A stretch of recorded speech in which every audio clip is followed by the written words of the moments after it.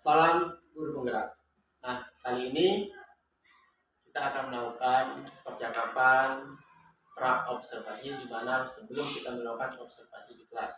Nah, tujuan pra observasi ini adalah untuk mengetahui dan mengevaluasi jalannya proses pembelajaran di kelas yang dilakukan oleh seorang guru yang nantinya akan saya observasi. Nah, pada pagi hari ini saya tidak sendirian, saya ditemani oleh guru kelas 2 nama Miss Ayu ya. Selamat pagi Miss. Selamat pagi. Bagaimana kabarnya hari ini? Baik. Baik.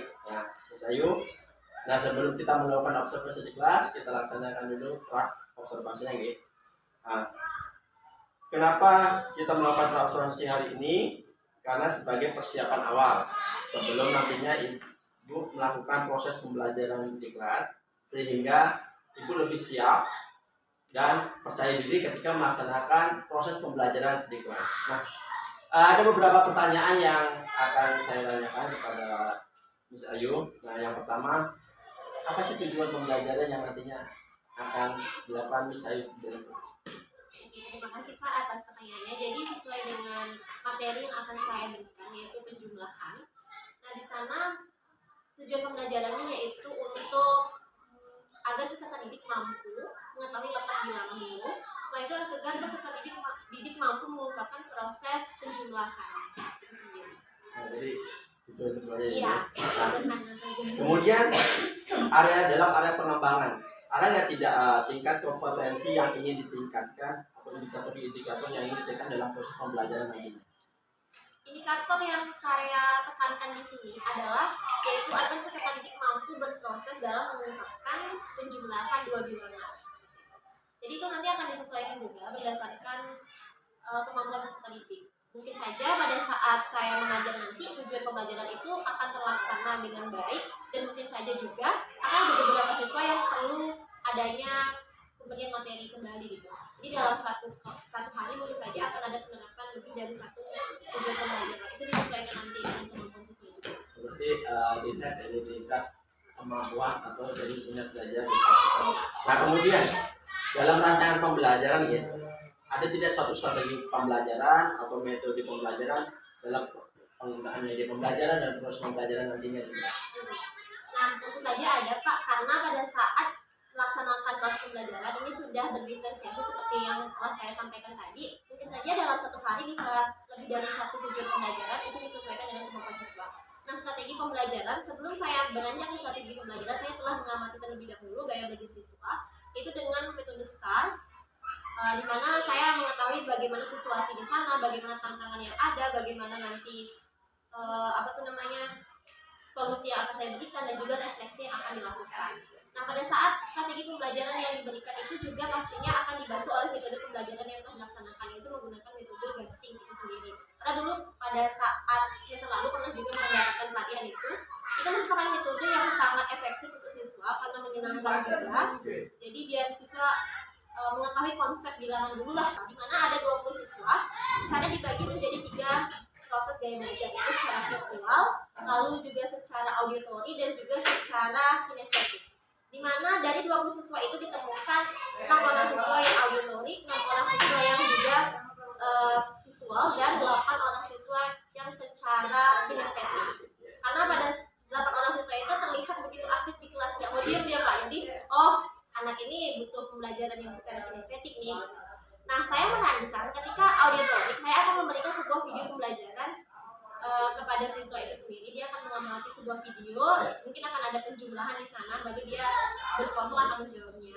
Dan kalau mungkin secara auditori itu kan, nah kalau secara visual mungkin mengamati gambar, nanti gambar bilangan habis itu, dan juga secara kinestetik dia akan melakukan wawancara pada siswa. Dan itu kebetulan yang secara kinestetik itu sudah waktu assessment awal itu sudah bisa secara sontak sendiri Pak. Tapi saya belum nyoba untuk 2 bilangan gitu, karena waktu saat melakukan assessment awal 8 orang siswa itu sudah masuk ke tingkat 2 gitu. Ini sebenarnya ada beberapa siswa yang masuk ke tingkat 3, tapi hanya mengidentifikasi bilangan saja, belum dalam menghitung. Makanya dia masuk kategori tingkat 2, yaitu dalam mengidentifikasi bilangan 2 angka plus menjawab pertanyaan bilangan 2 angka, tapi masih menggunakan metode yang lama, yaitu kayak pakai jari gitu. Iya, iya. Nah, jadi saya ingin agar anak-anak nantinya bisa menggunakan metode gasing itu agar lebih gampang lah menghitung, agar tidak pakai jari lagi tanpa berpikir lagi langsung gitu. Saya ingin itu sih. Tapi itu juga kembali lagi disesuaikan dengan ya minat belajar siswa, kemampuan siswa, dan seperti yang saya katakan mungkin saja lebih dari satu tujuan pembelajaran dalam kelas. Waduh, jadi yang disampaikan oleh itu sebenarnya nanti dalam proses pembelajaran itu mungkin ada suatu gambaran tersendiri ya, mulai dari apalagi melaksanakan proses pembelajaran secara berdiferensiasi ya. Jadi agak susah, cuma kan kita bagaimana dari arti berdiferensiasi kan memetakan minat belajar siswa, jadi berbeda-beda, kemampuan siswa pun berbeda-beda. Kita tidak bisa menyamakan semuanya. Jadi kemampuan dilihat dari audionya, visualnya, dan sebagainya. Semoga nanti ketika pelaksanaannya sesuai dengan yang diharapkan Miss Ayu, yang kita rencanakan, kita programkan Miss Ayu untuk melakukan observasi nanti. Nah, untuk pelaksananya bagaimana?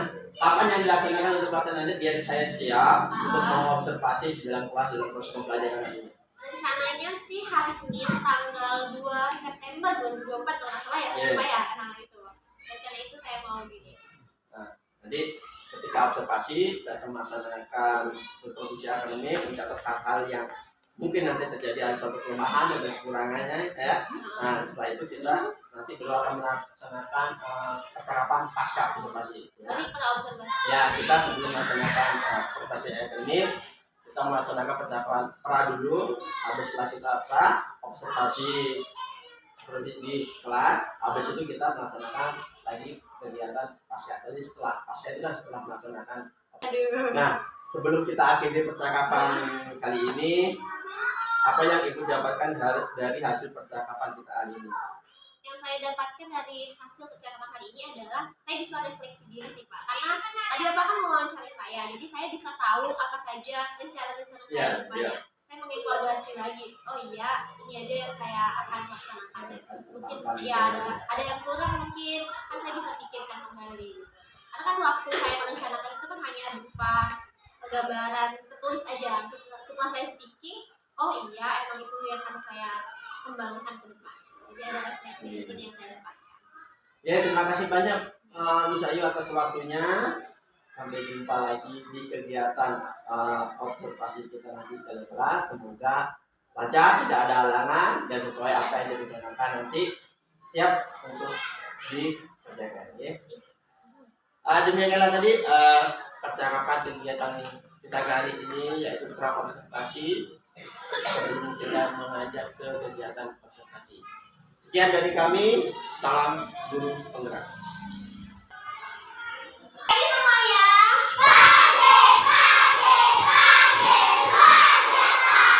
Gimana hari ini kabarnya? Udah makan belum? Nah, sebelum kita memulai pembelajaran, ada kalanya kita berdoa.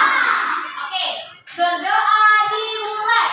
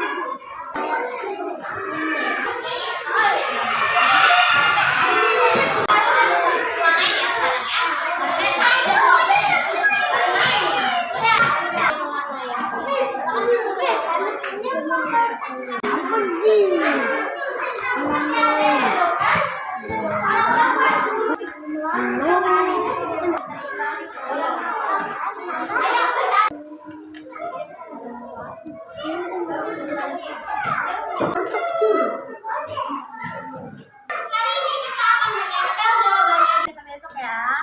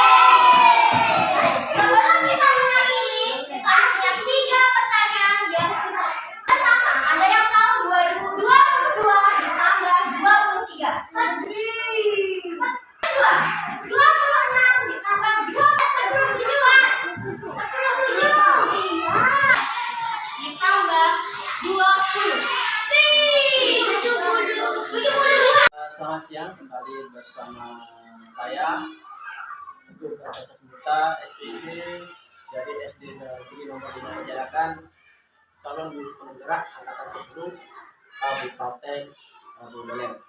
Jadi pada kegiatan pada siang hari ini, yaitu kegiatan pasca observasi setelah pelaksanaan kegiatan pra observasi dan observasi kelas. Dalam kegiatan pada siang hari ini, pasca observasi kali ini kita didampingi oleh Bapak Kaptek, Bapak Penti, kemudian dengan Miss Ayu, dari guru kelas 2 yang sudah saya observasi. Bagaimana kabarnya Pak Penti? Saya sehat dan semangat. Untuk Miss Ayu bagaimana kabarnya? Baik juga. Ya, jadi kita langsung ini misalnya jadi baik dalam di percakapan pasca observasi ini ada beberapa pertanyaan yang ingin saya tanyakan terkait dengan observasi kelas yang sudah dilakukan beberapa hari yang lalu dengan tujuan yaitu mengevaluasi sejauh mana jalannya proses pembelajaran yang sudah dilakukan oleh saya. Jadi yang pertama, bagaimana perasaan Ibu setelah observasi kelas yang sudah berlangsung? Oke, jadi kalau ngomongin masalah perasaan pas observasi itu, awalnya saya deg-degan Pak, karena kan observasi, artinya saya menggunakan metode yang salah dalam mengajar, kan apalagi baru. Dan di samping itu saya juga merasa senang karena diawasi. Otomatis ketika saya melakukan kesalahan atau ada beberapa hal yang kurang, saya bisa mendapatkan masukan dan refleksi juga. Jadi semuanya senang sih. Jadi pertama merasa Deg-degan dulu, karena kan takutnya nggak aja nanti salah cara ngajar saya gitu. itu ada ilmu yang didapat. Kemudian, bisa tidak mau ceritakan kembali. Jadi area pengembangan yang perlu ditingkatkan itu di kelas atau kompetensi yang ingin dicapai pada saat proses pembelajaran. Jadi ada nggak? Ada. Kebetulan waktu itu tuh saya ngajar matematika di modul 2, yaitu tentang penjumlahan sama pengurangan. Nah, di sana itu indikator yang saya paling ingin tekankan adalah peserta didik mampu untuk mengelompokkan bilangan antara puluhan sama satuan, itu letak bilangan, sama mampu untuk mengelompokkan penjumlahan sama pengurangan, mampu berproses di penjumlahan dan pengurangan itu. Itu yang ingin saya tekankan di sana. Jadi pengelompokan bilangan. Lebih tepatnya peletakan bilangan sih. Dari satuan. Satuan, itu yang pertama. Terus yang kedua, peserta didik mampu berproses dan mampu mengetahui bagaimana cara menghitung yang tepat menggunakan penjumlahan dan pengurangan. Jadi ya, dari langkah, ada nggak langkah-langkahnya atau tahapan yang sudah dilakukan dalam pembelajaran setelah itu menunjukkan kompetensi yang dicapai? Ada nggak langkah-langkah? Ada beberapa langkah yang dilakukan. Yang pertama, saya mencari tahu terlebih dahulu bagaimana sebelumnya siswa menghitung. Nah, ternyata mereka tuh menghitung manual, Pak. Saya 40 tambah 43. 40 itu kan rasanya kurang efektif. Ya, lama ya. Lama. Jadi saya ajarkan dia metode gasing. Kebetulan dulu kan pernah latihan. Nah, ketika saya baca modulnya, kita sama menggunakan metode gasing juga. Jadi langkah yang selanjutnya adalah saya mengajarkan dulu letak bilangan dulu, di mana satuan, di mana puluhan. Setelah itu baru saya ajarkan siswa untuk menghitung dengan cara metode gasing itu. Kayak misalnya satuan ditambah satuan, puluhan ditambah puluhan. Jadilah hasilnya. Jadi anak-anak merasa senang atau gimana? Merasa senang, mereka excited karena wah ternyata gampang banget ya ngerjain ini gitu. Daripada 43 tambah 44, ini mereka gitu. Ribet. Nah, habis itu tak kasih metode itu, kok bisa gitu, kayak sulap ya dia. Mereka merasa senang sih. Kita dilakukan dengan metode anak lebih cepat menghitungnya, lebih aktif membuat proses pembelajarannya gitu. Kemudian dari situ ada nggak keberhasilan yang dilakukan di dalam kelas? Berhasil nggak? Kalau melakukan metode gasing yang tadi gitu. Berdasarkan observasi kemarin atau pembelajaran kemarin, saya rasa itu sudah bisa dikatakan cukup berhasil. Karena siswa sudah mampu menghitung cepat juga. Nah, karena sebelum pulang pun kami tetap ajarkan itu kan, kayak misalnya contoh ya. Siapa cepat boleh pulang, 23 tambah 23, 46 gitu langsung bisa, karena mereka udah tahu konsep dasarnya. Jadi menurut saya udah ada satu kemampuan yang lebih dari sebelumnya. Itu menurut saya titik keberhasilan dari proses pembelajaran. Jadi konsepnya anak-anak ini berhasil. Nah, kemudian apa yang dilakukan ibu selain langkah-langkah atau metode? Ada nggak? Nah, kalau tantangannya ada. Karena ini kan kelas 2 Pak ya. Dengan jumlah siswa yang tidak terbatas yang saya sampaikan, itu menjaga kondisi kelas yang kondusif itu agak sulit gitu. Karena mereka tuh kadang kurang fokus, jalan-jalan dan lain sebagainya. Jadi di sana harus ada ice breaking-nya juga, itu diam gitu kan, diam gitu. Namanya anak SD ya. Namanya SD kan, itu lagi itu diam. Sama karena beberapa siswa ada yang juga udah bisa penjumlahan kan dengan metode yang lama. Itu kan mulai Ya. kan. Nah, karena ini kita mau mulai penggahan yang baru, jadi mungkin itu tantangan juga buat mereka. Tapi hal itu juga bisa diselesaikan dengan cara sedikit demi sedikit. Nah, jadi dari tantangan itu apa yang menyebabkan? Penyebabnya adalah pertama kurangnya motivasi juga dalam belajar. Kayak matematika kan, Ya, ya. itu susah. Terus yang kedua, kurangnya kefokusan mereka juga dalam belajar. Terus adanya lingkungan sekitar, satu orang bercanda pasti ikut juga bercanda, terpicu dia, terprovokasi tentang hal itu. Itu sih yang menyebabkan terjadinya. Ada suatu motivasi Ya, ya. ini bukan motivasi tapi provokasi. Oh, provokasi ya. Nah, kemudian misalnya setelah sudah lakukan itu, langkah selanjutnya rencana ke depan itu bagaimana untuk proses pembelajaran yang akan datang? Kemarin kan penjumlahan sama pengurangan kan, dua bilangan berapa. Mungkin selanjutnya saya ingin bertanya lagi sama ada juga sih. Apakah siswa masih ingat atau tidak kayak gitu? Sama kemarin pengurangan tentang meminjam itu saya belum Pak, karena kita masih jauh kan. Nah Ya. itu saya mau ajarin dulu ke siswa. Kan langkah. Ini kebetulan di modul 3 itu ada. Nah, itu dilihat di minggu keberapa? Hmm, Apakah 2 hari lagi atau 1 minggu ya, lagi? itu minggu depan. Oh, minggu depan. Di hari Senin. Ya, Senin ya. Kita senang untuk rencana ke depan Ya. ya. Baik, jadi mudah-mudahan apa yang direncanakan oleh Ibu berjalan lancar, kemudian bisa terrealisasi, kemudian tentunya akan lebih baik dari proses pembelajaran sebelumnya. Jadi saya tunggu ini, saya tunggu keberpihakannya nanti minggu depannya. Itu saya diawasi lagi. Ya, kalau nanti ada suatu perkembangan ya, melakukan suatu perubahan ya. Jadi sampai saya terima kasih banyak atas waktunya, teruslah atas aplikasi. Nah kemudian untuk Pak Vicky, bagaimana dikasih tanggapan tentang kegiatan proses percakapan pasca aplikasi? Oke, terima kasih. Silakan. Paling tidak Bapak Teguh sudah memahami, menghayati lalu tentang bagaimana proses supervisi, mengcoaching, mengembangkan dari penampilan. Jadi di sini tidak ada istilah yang mengawasi lebih tinggi, tidak, tapi saling menguatkan satu sama lain sehingga pembelajaran kita semakin mudah. Tentu saja di awal sudah ada target-target sebenarnya lah. Target A, B, C, target itu sudah tercapai, artinya sudah ada langkah. Jadi ini salah satu cara untuk saling mengembangkan satu sama lain. Konsep kita luar biasa tadi sudah memahami apa yang dimaksud. Itulah itu dari kegiatan ya, semangat dan luar biasa. Ya, terima kasih Pak Fethi sebagai Kapolres sudah memberikan pengalaman yang sangat juga. Kemudian terima kasih juga sama Mas Ayu ya yang sudah berkenan melakukan kegiatan aplikasi. Nah, terima kasih demikianlah kegiatan wawancara pasca aplikasi pagi ini dan terima kasih banyak. Salam.